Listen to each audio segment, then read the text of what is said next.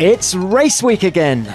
Welcome everyone to F1 Nation ahead of this weekend's Australian Grand Prix with me, Tom Clarkson, and there's lots to talk about after a busy start to the season.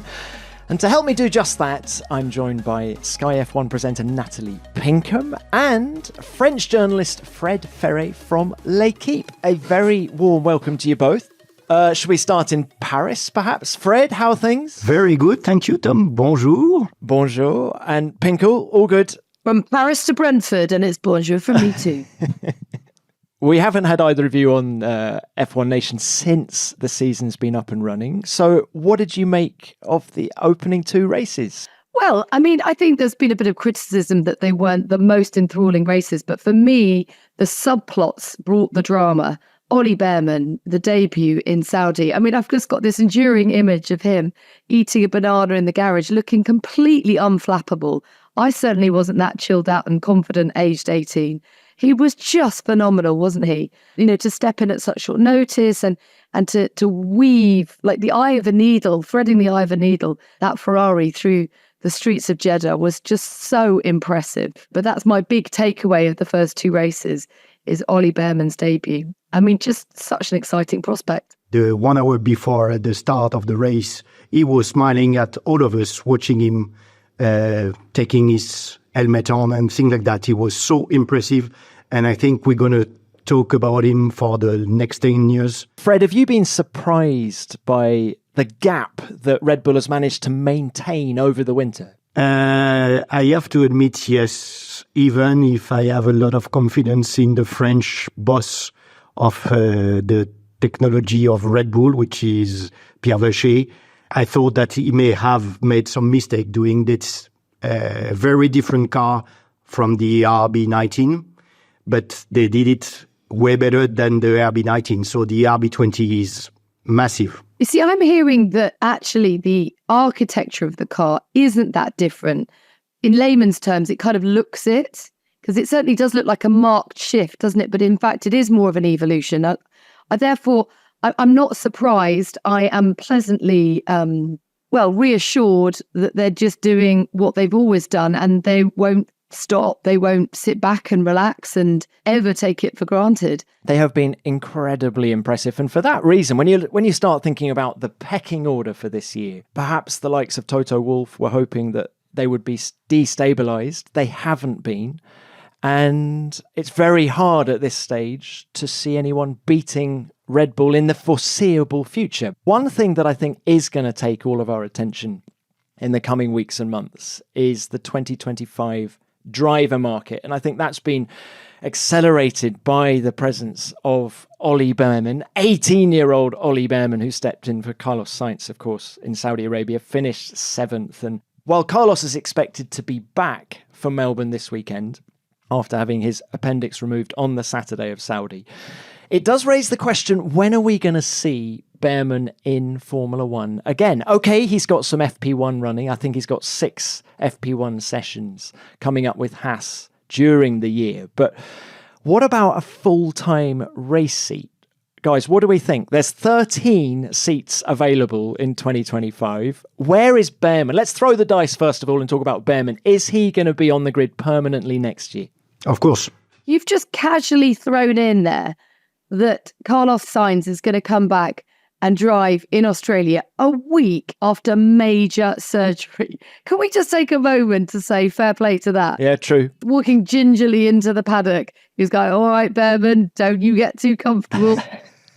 That's very impressive. I mean, these guys are superhuman, aren't they?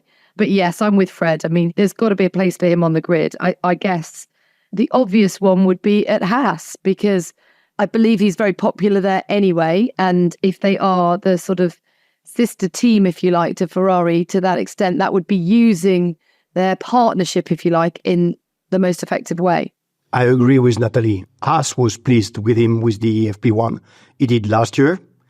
And since his impressive demonstration of that weekend, being able to step on the Formula One, which is a Ferrari, and capable of driving, and even if he was not able to qualify in Q3, only 11, okay, his mistake, but then being able to finish 7th and taking care of Lando Norris and Lewis Hamilton, which from the Brits are very known to be quite a good drivers.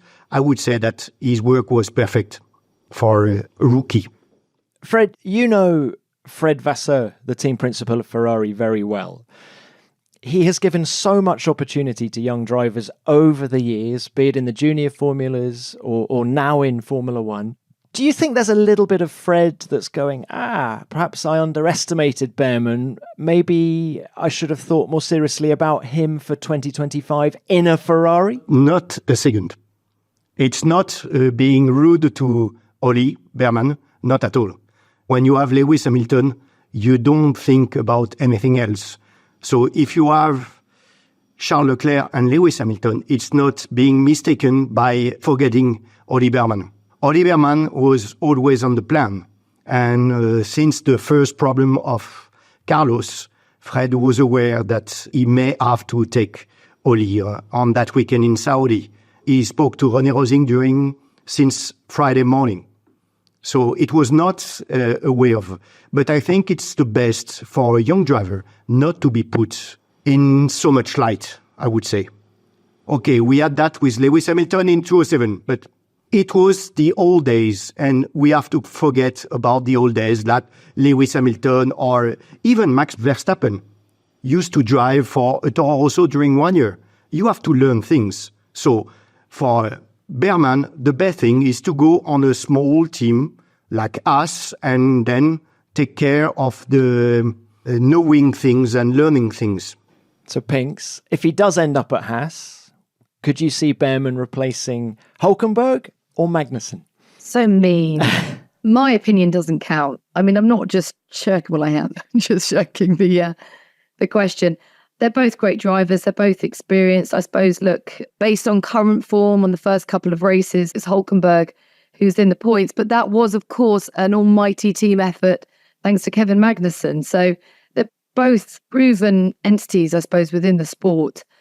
And yet, because of that, this would be the place to blood him, because it would be great to get a young driver in there of his caliber. And I feel like Kevin had a sort of second coming with the sport. I think he wouldn't feel as if he hadn't given it his all. You know, I'm not saying he's done in the sport because he's still young, especially compared to some of the others, but he's had a second crack, which he wasn't expecting.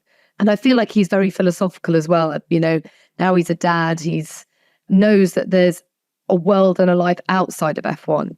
So naturally, I guess you would say it would be Kevin. You know, some people are talking about it as early as this year, whether they would make space for him. I suppose that is the ruthless nature of Formula One. But, you know, we're 2 races in, for goodness sake. Let's just let everybody just bed in and settle down and prove what they can do. Let's move it on to Red Bull then and talk about 2025. Okay, Max Verstappen, in theory, has a contract until the end of 2028. He was quite vocal in Saudi Arabia about his allegiance to Helmut Marko, and his future at Red Bull, I think, is going to be linked to what happens to Helmut Marko. But for the sake of this conversation, let's say Max is nailed on at Red Bull for a few more years. Who's it going to be in the second seat?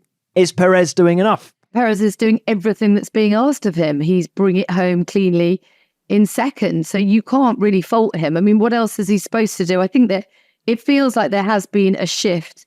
Again, probably too soon to tell, but it feels like there's been a shift in his mindset as to how he approaches this season. I mean, if you remember back to last year, it was all out, I'm going for the championship. And of course, getting that win in Saudi last year really gave him the shot in the arm that he needed, that this was possible. You know, we know he's a street circuit specialist, and suddenly think, hang on, game on here, only to be put well and truly back in his box by Max. So if he comes back into it this year with a sort of different mentality, he may well start driving better. He might just relax. Taking the pressure off, yeah. Taking the pressure off, because I think that's often been... I mean, look, he's tenacious, we know that, but I think sometimes he does make mistakes when the pressure's on. So right now, he is absolutely doing enough. But again, long season. We've still got 22 races to go. I have to say that you have to put Max in the equation. He may have to leave at one point. If he leaves Red Bull, then the things are very different. And then I would say that Checo seat is kind of saved, because you need someone to have the legacy of the driving from the old cars. So this is something that you must add on your mind for 25 and the years later. I would be absolutely amazed if Max left for 25. I can see potentially 26 with the engine change and, perhaps he knows something that we don't in terms of how far advanced Red Bull are in the development in that area. But it would be staggering to walk away from this rocket ship of a car in 25. Natalie, did you bet in Christmas that Lewis would go to Ferrari in 25? But we're talking about walking away from a entirely dominant car. We're not talking about walking away from a Mercedes. We're talking about walking away from a Red Bull. So say he's got this year sewn up. So that's his fourth. He's going to walk away from a potential fifth. There's so much momentum, isn't there, at Red Bull now? You do feel that that there is a championship going begging for him in 25 if he stays. And let's not forget that Lewis Hamilton was being lured by Ferrari, I think twice during his dominating years at Mercedes. And he said no both times because why would I want to leave? Because I'm winning everything in a Mercedes. It's only now that he's going because he's not winning anything and he wants to reinvigorate his career. But yeah, it would be an extraordinary turn of events. Be ridiculous too. Okay, so Pinks thinks he won't. Fred, do you think Max Verstappen will be in the Red Bull in 2025? I'm not that sure. Maybe Max, because of Jos, because of Helmut, because of everything, will have to leave. I would say that it's a possibility. What an extraordinary thought. And there's one driver who's licking his lips at the prospect of Max Verstappen leaving Red Bull for 25, and that is Fernando Alonso. Do we all agree? Fernando is sitting pretty. He's got those 2 world championships. He's got the speed still.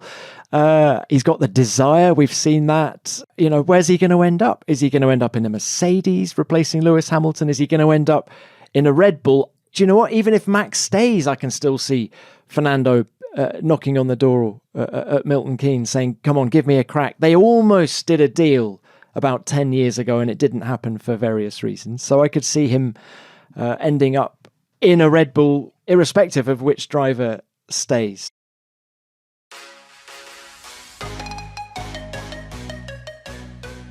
I did want to ask about Daniel Ricciardo. I would say it's going not quite according to plan at the moment. He's been out-qualified by Yuki Tsunoda in both of the races so far. And Yuki, I don't believe, is under serious consideration for the senior team next year. So where does it leave Daniel? Retirement. Fred, do you believe that? If he is still on this way of driving like he did the last 2 races, I would say yes, because we thought that the new Toro Rosso, AlphaTauri, Racing Bulls, I don't know. I think that it should have been the car to be beaten because it's the copy of the RB19 or so. But the other made a huge progress, so it's still the RB19, but in the middle of the grid. And Yuki is performing better for the first 2 races. So now we're coming to Australia, we're coming to Suzuka. If Daniel is not performing better, it's going to be tough for him. It's interesting, isn't it? Because Daniel reported some pretty tough challenges with the car in Saudi, and yet Helmut Marko was public in his pressure on Daniel. So yet again, either there's a problem with the car, then presumably Helmut Marko knows about it, but has chosen to speak out publicly about Daniel. I think it's a sort of a blessing and a curse going into your home race, because with that comes a huge amount of pressure, a huge amount of demands on your time, particularly for someone like Daniel, who's sort of so well loved and wheeled out as the PR machine that he is. But that in turn takes away some of his focus from what's happening on track. Suzuka will be an interesting one for him. But look, he has the experience to bounce back from this. And hopefully the team have got on top of whatever those challenges are with the car in Jeddah. But, time will tell. And what about Carlos Sainz? He's, done a great job in Bahrain to finish 3rd. Of course, he didn't race in Saudi. He surely is going to be on the phone to his old chums at Red Bull saying, how about me? Maybe or maybe not, because he knows that if he comes back, he may have to meet once again Max Verstappen. You know how it ended in 15. Okay, they were young guns. The fathers were too powerful. I agree. And now they are grown-ups and they can deal with everything. But I'm pretty sure that Carlos is clever enough to know that it's impossible to beat Max on his team.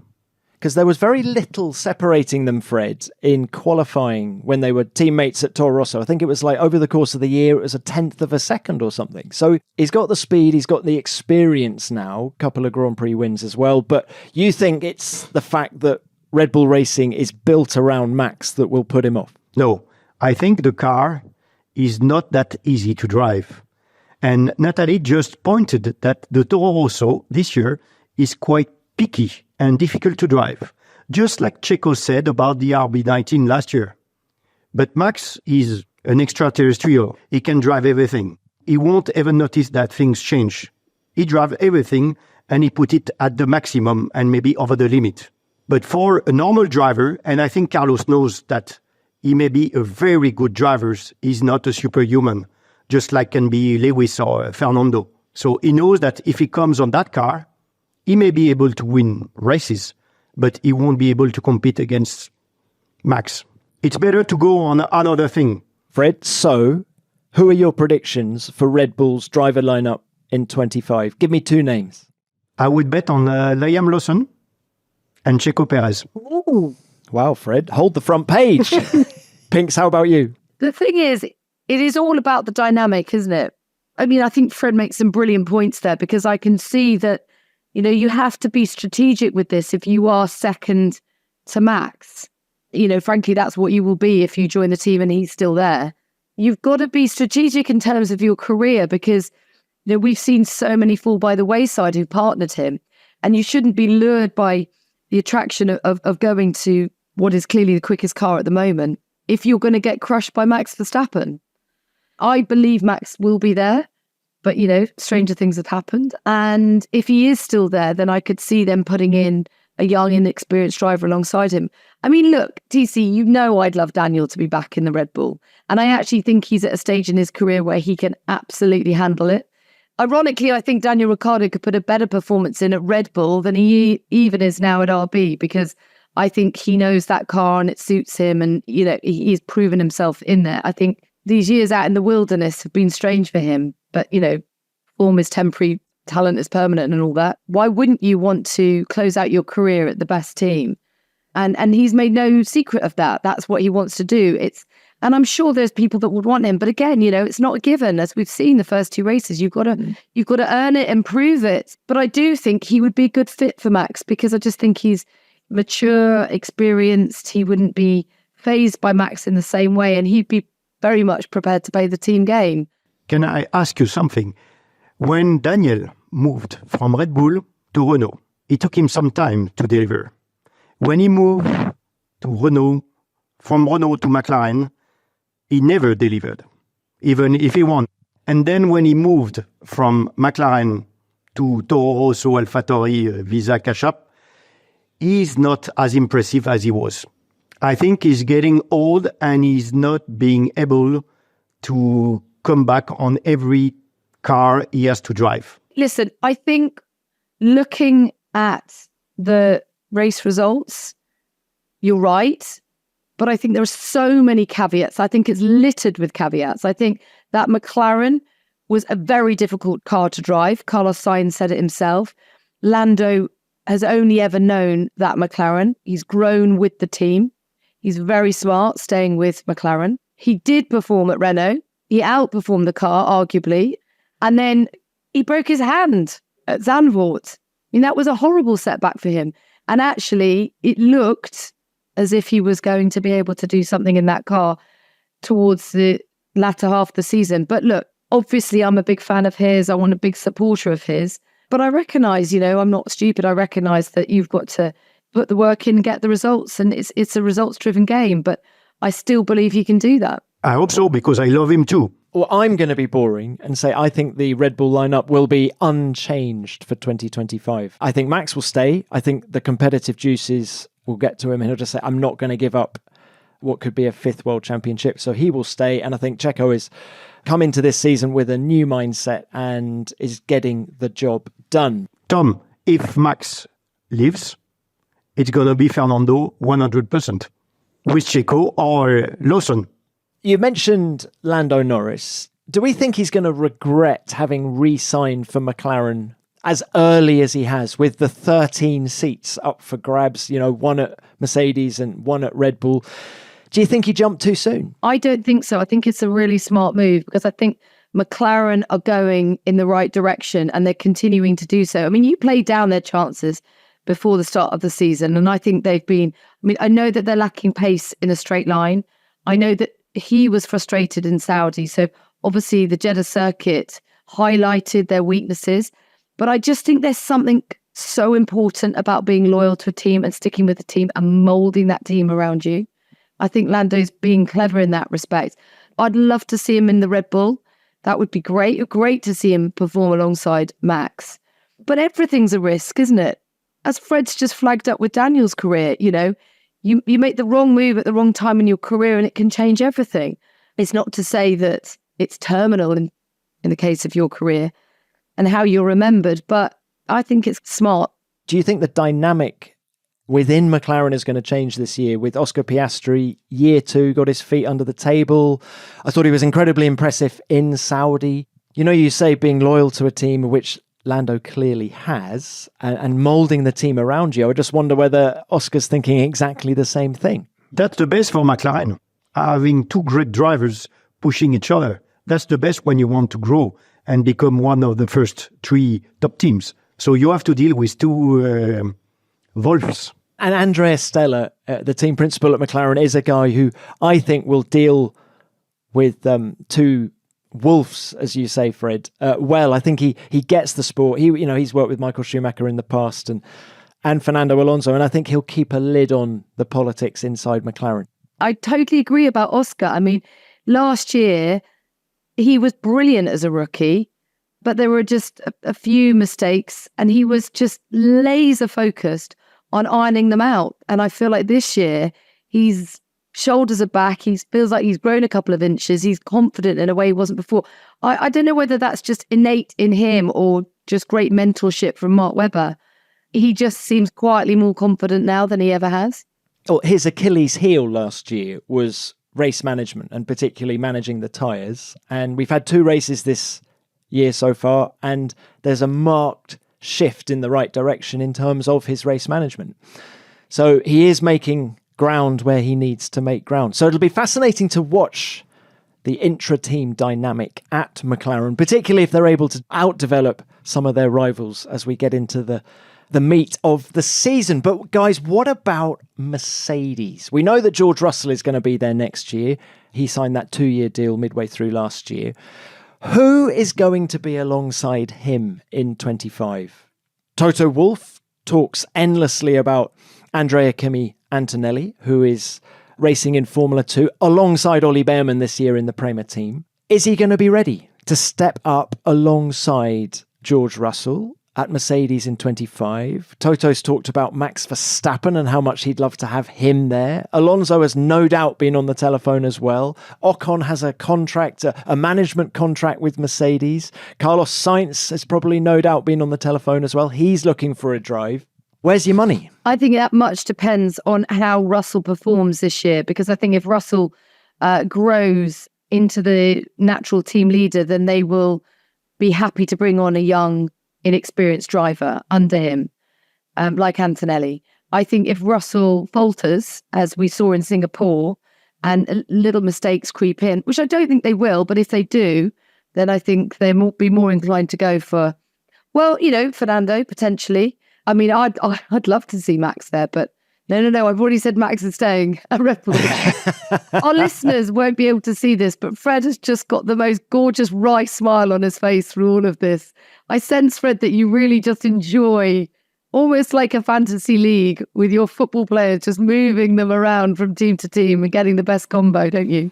Yeah, I love that. And I would say that whatever it happens for next year, I wouldn't bet on Antonelli to Mercedes for 25. Just like I said before, it's better for Bearman, it's better to make a young gun learns away from the pressure.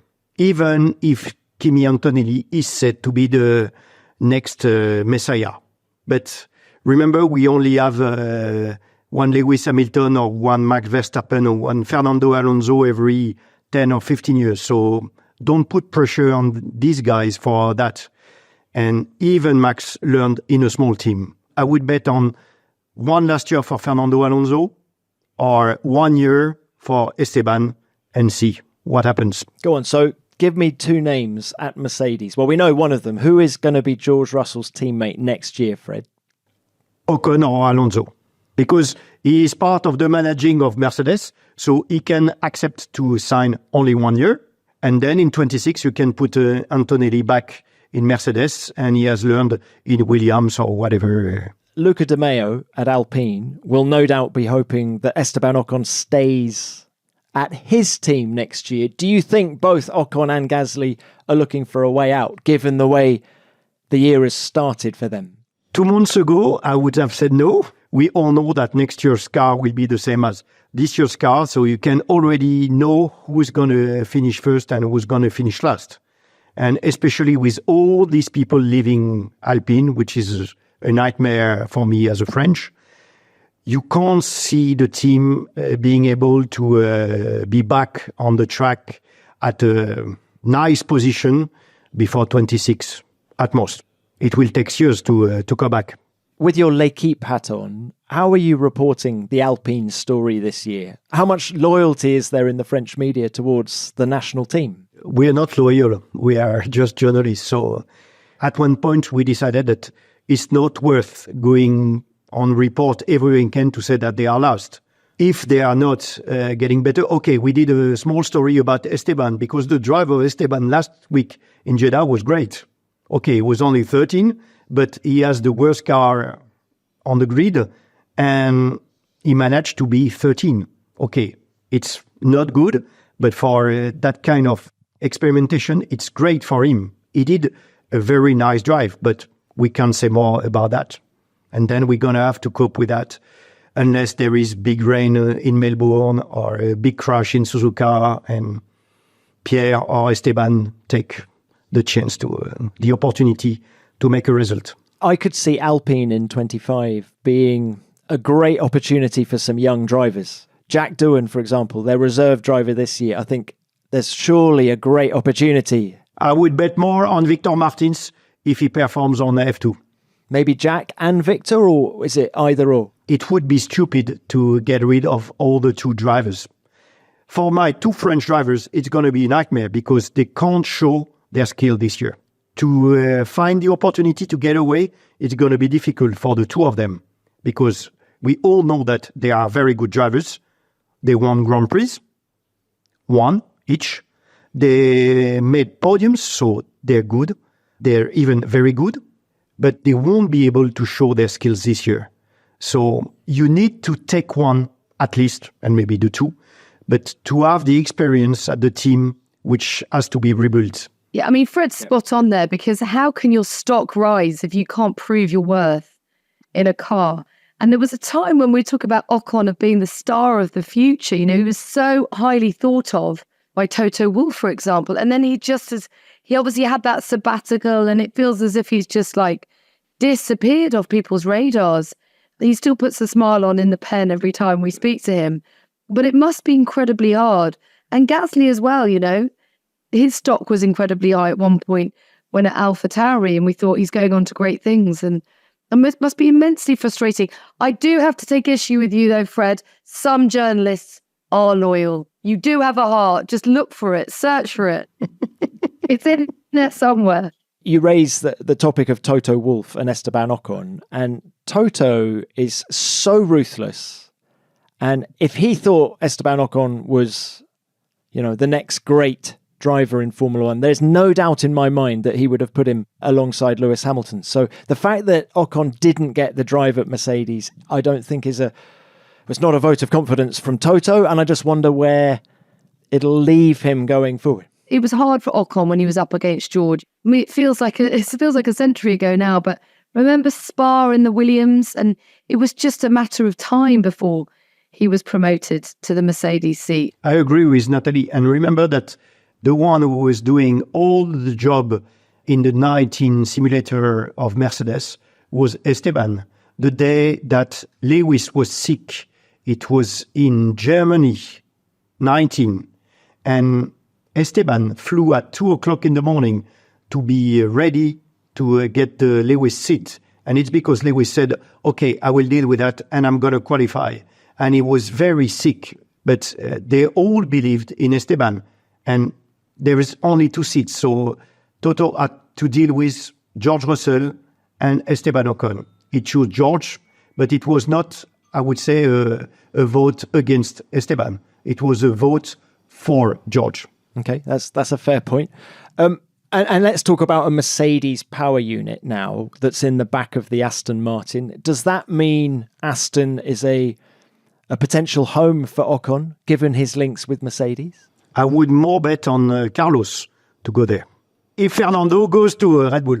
Aston Martin have grown so much in the last 18 months. And actually later this year, their wind tunnel is coming on stream, isn't it? So they are now a big team, ready to get podiums and wins. And, you know, we talk about, Fernando's going to go to Mercedes. Fernando's going to go to Red Bull. But hang on a minute. Would he actually be better off staying at Aston Martin, given the trajectory of that team? I mean, he'll be the one that knows the most. He's on the inside. He'll know if they are going in the right direction for him. I mean, to leave Aston for Mercedes, I would say would be a gamble for Fernando. He's not guaranteed to do better at Mercedes than to stick around at Aston. And he hasn't always made the best decisions with his moves, has he, throughout his F1 career? That is true. So you think for Alonso, it's Red Bull or Aston? I think so. Or Mercedes. Well, but as Pink says, Fred, it's more of a risk. Are Mercedes really going to be more competitive than Aston Martin next year? Of course, they have the same engine. If you move, you will always take the team that has the engine. They're building the engine. At Mercedes, the problem is not the engine. I think at the end, they will cope with the chassis. At the end, I hope so. So, Fred, if you were Fernando Alonso and the opportunity was there to join George Russell at Mercedes, you would sign that contract rather than stay at Aston Martin? My name is Fernando Alonso. I moved 6 times in 20 years, so I can move a 7th time. And I'm going to drive till I'm 50 anyway, so... Yes, I've got loads of time. Loads of time. Now, look, last team I wanted to discuss with you guys was Williams. Now, Alex Albon has a contract until the end of 2025, but he did say on this week's Beyond the Grid podcast, that he's very excited about the potential opportunities for 25, suggesting that he is actually looking elsewhere. I mean, we've discussed the teams where someone like Alex Albon would want to go. Could he return to Red Bull? Could he jump to Mercedes? Could he even go to Aston Martin? Or does he stay at Williams and remain integral to James Vowles' project? So are we going crazy? Remember that in Red Bull, the big boss is Thai. And Alex Albon is driving for Thailand. So it wouldn't be stupid to have a Thai driver alongside Max Verstappen or whoever will be driving in 25. Yeah, he has personal sponsorship from the Thai owner of Red Bull still to this day. That's an interesting dilemma for him, isn't it? But what about Williams? Do we feel Williams are still quite far away? It's very tight in the midfield this year, isn't it? You know, a couple of tenths here or there are the difference between a really solid Q3 and being knocked out of Q1, quite frankly. I suppose if you're Alex, you have to look forward, and if a Red Bull opportunity came up, even an Aston Martin or a Mercedes, I think you'd have to look at it, wouldn't you? But you also have to be patient. You know that Williams is rebuilding itself. Since James' arrival, the speech of James Vowles is saying that because they have to rebuild everything, it's an old and historical team, but you need to rethink about everything. And he already said last year that maybe this year they would go back because they needed to work on everything, just like the steering wheel, which had problems at the first 2 Grand Prix. Okay. They had problems with the pit stop. Okay. But they relearned everything. And I think at the end of the year, they will be a much more competitive team than they were, let's say, 5 years ago when it was about Felipe Massa and Valtteri Bottas. I think in 2 years, James Souls would have made the job. And okay, if you have to go to Red Bull for Alex Albon, he has to go. But if not, he should stay because he's the core of the project. It's interesting because I don't really associate the word patience with F1 drivers. It's funny though, isn't it? Because you're right, James Vowles has certainly marked out a very long-term project here. Alex, I feel like he's going to be chomping at the bit to get into more competitive machinery sooner than Williams' trajectory will allow. But I think it's going to take too long. For the sake of his career, he needs to be selfish about that because it is a short shelf life to be a driver. You have to be loyal, Natalie. and he's turning 28 at the end of this month. He's got 80-odd Grand Prix under his belt. I would say he's hitting the peak of his powers now. So if he's going to make the jump to a Red Bull. But what's really interesting is that what we've kind of concluded, I think, when we're looking at our 25 grid, is that for most drivers, you'd say yes to Red Bull, otherwise stick where you are and build what you already have, whether you're an Alonso at Aston Martin, an Alex Albon at Williams, or if Lando Norris is obviously signed up at McLaren, but he doesn't want to move either. Agreed. One quick thing before we move on is there's Haas, there's Sauber, there's RB. All of those drives are up for grabs. We haven't discussed, in the context of Carlos Sainz, Sauber. You know, it's just been announced just last week that Audi are going to purchase all of the shares from Finn Rausing, and they're going to do it sooner rather than later so they can start properly building the Audi project in Hinwil. How tasty is that for a Carlos Sainz? Or again, is it the Williams problem in that it's not going to happen fast enough? I would say first, it's going to happen fast enough.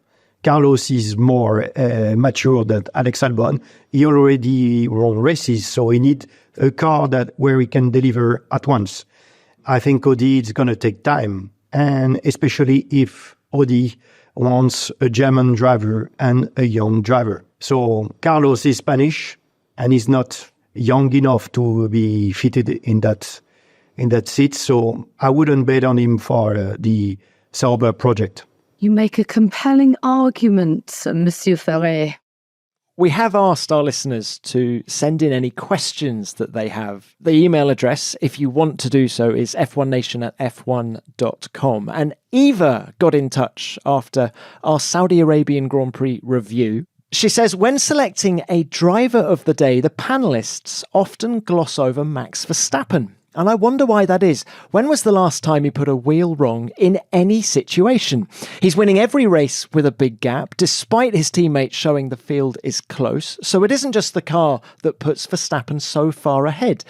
Do you think the pundits take the extraordinary skills of Verstappen for granted and as such don't appreciate the level of perfection that we're seeing him deliver? What do we think? Do we take Max for granted? No, not at all. I write every weekend on L'Equipe. He's the best driver on the grid and he's doing a perfect job. And then I move on because I need something to write for my readers. But he's the best. He made, I think, 5 times, I don't remember, 5 or 6 times, the best lap during the whole Grand Prix. Then he was skipped away by Charles at the end. But he was always, I think, 5 tenths faster than Checo during the whole race without any pressure for him, just for fun, and with no mistake. Our French correspondent does not take Max Verstappen for granted. Pinks? None of us do. I think what we do, though, is we look, as we discussed earlier, for other subplots, for other storylines, to give others the credit and kudos that they deserve. It's a given that Max, by winning the race, has done so with incredible talent and guile. So I think if there was a championship point for driver of the day, then we might feel more compelled to give it to Max. But because there's not, and it's just a nice little talking point between us and, a nice little honour to bestow on someone other than Max. That's why we do it. I agree with you completely. And Eva, I hope that answers your question. And please do get in touch, everybody. F1nation@f1.com.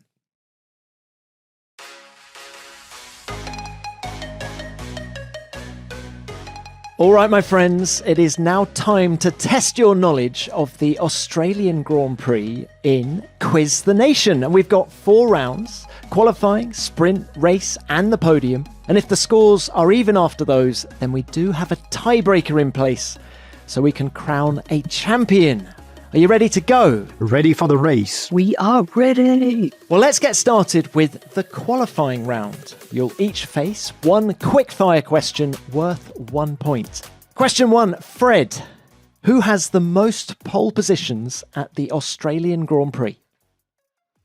Michael Schumacher. That is not a good start, Fred Ferret. It is Lewis Hamilton with 8. Natalie, coming to you. How many red flags were there at the 2023 Australian Grand Prix? I've got the answer. I know that there were 8 DNFs. How many red flags? Were there 3? Correct, Pinks. There were 3. So it is 1-0 to Natalie. Now it's time for the sprint round, and this game is sudden death. I want you to name the 22 drivers who have won the Australian Grand Prix since its debut in Adelaide in 1985. Each of you will take it in turns to name a driver, and if you give an incorrect answer, repeat one that's already been given, or you just fail to provide one, then you're out of the round. And the last person standing wins a point. So, Natalie, we will start with you. Let's name the 22 drivers who have won the Australian Grand Prix. Schumacher. Correct. Hamilton. Correct. Okay. Well, I remember Rosberg winning it. Correct. Fred. Hakkinen. Correct. Stop being so quick! Stressing me out. Kimi? Correct. Fred. Coulthard. Correct. Very good. Oh my God, Damon. 1996. Very good. And 95, I think. Yeah. Fred. Alonso. Correct. Oh, right. I would say the easy pickings have been taken. It's now getting harder. Natalie. Senna. Surely Senna's won it. Correct. Fred. Fisichella. Very good. That's a good one. Nats, back to you. Oh my God, he's going to kill me that I didn't say this sooner. Jensen. Correct. 2009. Fred. Prost. Correct. God, Fred. Fred's looking at the ceiling. Natalie's looking at the floor. Come on, Pinkham. Max must have won it. Have we said Max? He won it last year. Well done. Correct. Fred, back to you. Bottas. Correct. Yes. Oh my God. You're so quick at this. Right, hang on. Are there any more from this current grid, TC? Yes. You've got 8 to get. How many more from the current grid? 1. Oh, God. Come on, there's some big names there. Have we said Vettel? Correct. Fred, back at you. I'm gonna try Nigel Mansell. Correct. Back at you, Pinks. One more from the grid. It's like a penalty shootout. Come on, Pinks. We said Fernando. We have said Fernando, yes. She lost. Fred, we're gonna continue. I don't think that was her final answer, so It was my final answer. That's my fault. I think Fred deserves this one. okay. Pinks is out. Fred, you need to give me another correct answer to get this point. You need to give me another correct answer. Where are you going? Nelson Piquet. Correct! Fred, you have the point. It's 1-1. This is a seriously competitive quiz. People at home who are saying, who else? 2 years ago, Charles Leclerc. Oh, of course. Oh, my God. Eddie Irvine, back in 1999. Gerhard Berger has won it. Thierry Boutsen has won it. And Keke Rosberg has won it. Right, let's move on to the race. And this is where we're going to introduce some audio. So this round is what happened next. You're each going to hear some commentary from previous Australian Grand Prix, and I want you to tell me what happened next to win a point. Fred, we'll start with you. What happened next at the 2014 race in Melbourne? Roars of appreciation for Rosberg. They are going to be drowned out, though, by this young man from Perth. It's Daniel Ricciardo for Australia, for Red Bull, comes home to take second place. It's an easy one. He lost the podium because there is some fuel problem, and he was disqualified 2 hours after the end of the race. Correct. There was an issue. He exceeded the maximum permitted fuel flow rate. But gosh, we remember that one, don't we? The crowd went completely wild, didn't they? Well, look, Nats, what happened next at the 2018 Australian Grand Prix? Kevin Magnussen has pitted, has come back out in 11th place, just behind Valtteri Bottas. Was this his debut with Haas and he got in the point? He did really well. He got like 5th or something. Was that 2019? Give me a bit more. 2018 Australian Grand Prix. Oh, was he promoted into the points? No? No. Here's the answer. Who's that going very, very slowly? That was Kevin Magnussen. And by the looks of it, Martin, would you think one of those wheels isn't attached properly? Hang on, we've got another problem. Another one, surely not. Roman Grosjean's pulled over to the side of the track. What is happening down at Haas this afternoon? Fred, this isn't for a point, but just tell me in Nats what you think happened. That the two Haas didn't have the wheel rim properly fitted, and they both not disqualified, but they had to retire. They had to retire. You're absolutely right. Kevin Magnussen and Roman Grosjean were running 4th and 5th, respectively, on course for Haas's best ever finish. But they each had to retire on the lap following their pit stops, having both been released with a loose wheel. Scores on the doors. Fred has 2. Natalie has 1.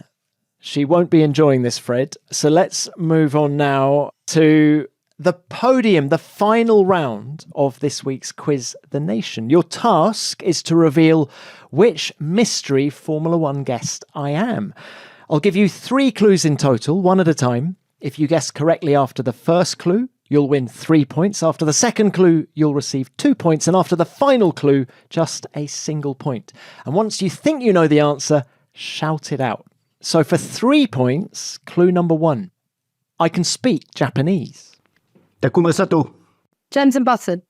Clue number 2. With no tumble dryer in my flat, I once used the oven to dry my clothes. Sounds like Yuki. Nigel Mansell. For clarity, this person didn't actually put his clothes in the oven. He just turned it on, opened the door, and placed the air in front of it. Clue number 3, this is just for 1 point. I am the first driver to win the 3 championships directly below Formula One consecutively. Oscar Piastri.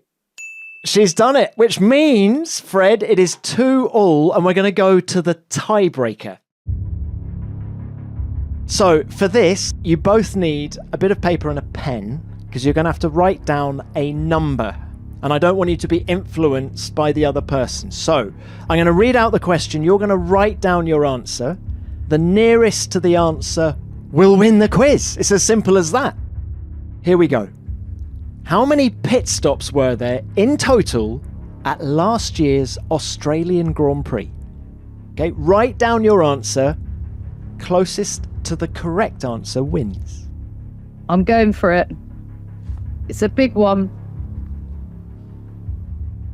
Fred, you're done? Yeah. Nats, you're done? Right, hold up your answers, please, to the screen. Natalie says 75 and Fred says 44, which means Fred is the winner. The answer was 53. What did I want? Just the honour A lot of honour and a pint from me in Melbourne. How about that? That's perfect. Honour, but also the fact you've crushed me. It is a Gallic victory over the Brits. So, with Fred being the winner of our Quiz the Nation about the Australian Grand Prix, let's bring it on to this weekend's race. How do we see it panning out? Fred, let's start with our winner. What do you think? I won't say Max Verstappen because it's too easy. So I would bet on Charles Leclerc and with something happening with red flags and things like that. Yeah, back to Eva's point earlier. You're taking him for granted, Fred. No, I think he's feeling guilty because he didn't remember that Charles had won the Australian Grand Prix. Fred, why do you think that? Because I think Ferrari is not that far away from Red Bull, if it's Red Bull driven by Checo Perez, a normal driver. And then if something bad happened at Max, and it's quite a long time that he didn't have a DNF or something wrong going on his car. So I would bet on that. Then I would say that Charles and Ferrari are the best to take the win. And Pirelli are going one step softer with the tyre compounds this year. It's the C3, C4 and C5, the softest three. How do we think that'll shake things up? A few more pit stops maybe, but back to Red Bull, very kind on its tyres. I could see it helping Red Bull. Yeah, but Ferrari had made a huge progress on that kind of thing, and they quite know how to manage tyres now. So this is not a problem. And in my bet, something's wrong's happening during the race. It's not a normal race.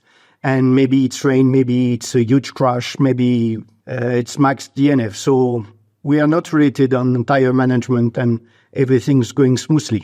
Pinks, go on. What do you think is going to happen? I think that, yeah, I mean, look, if last year's anything to go by, it'd be great, wouldn't it? If it was as drama-filled as it was this time last year. Oh, Pinks, let's throw it back to last year quickly, right? George Russell on the front row of the grid. He beats Max away at the start. Lewis Hamilton muscles past Max on lap 1. It was a Mercedes 1-2 in the early stages last year until Leclerc threw it off halfway around the opening lap. But can Mercedes challenge? Do we think this track might suit them? They've always been pretty good at Albert Park. I mean, it would be great. It would be great for Mercedes and the championship if they could. I'm not so sure. I think if we've learned anything about Red Bull this year is that when things get tougher, they step up another gear and they're able to deliver. I mean, I can't see past it being another Red Bull victory. Red Bull 1-2? I think Ferrari and Mercedes. Let's go Red Bull, Ferrari, Mercedes. You pick the drivers. Okay. Fred, can we have a podium 1, 2, 3 from you? Charles Leclerc, Checo Perez, and Lewis Hamilton. Oh, he's mixing it up. Like it.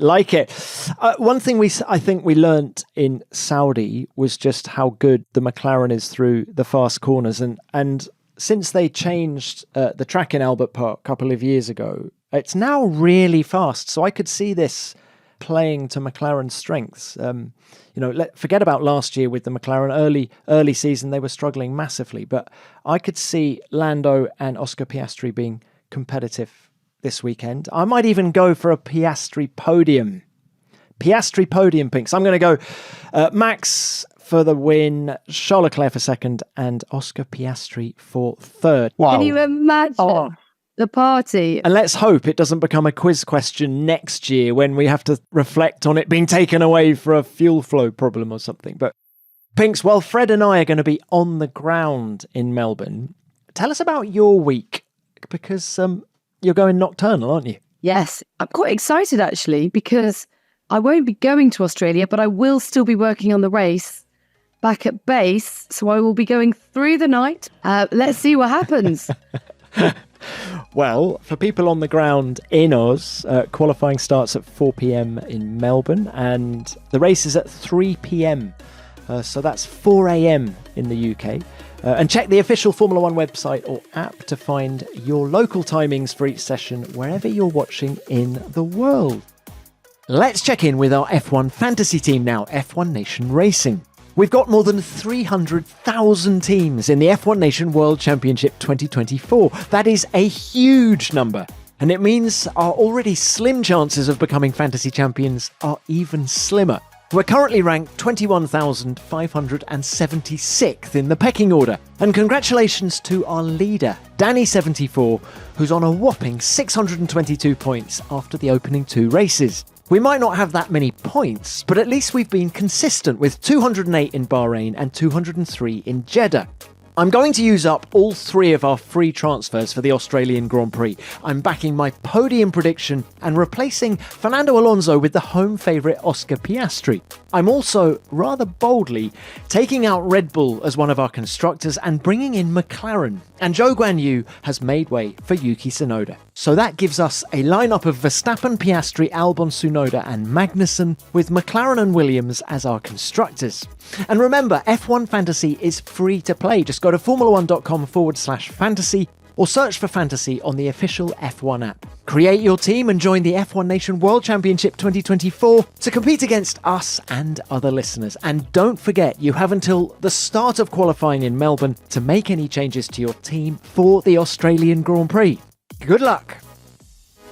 Well, guys, thank you very much for your time. Thank you, Nats. Thank you, Fred. Thank you to everybody at home for listening. And remember, if you have a question like Eva's and you want to ask our F1 Nation experts, please get in touch using the email f1nation@f1.com.